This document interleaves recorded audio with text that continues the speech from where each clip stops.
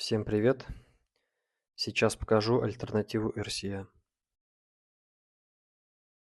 Заходим в бота, смотрим, что баланс, вот это главное. Потом у нас постинг, это я не смотрю, что такое.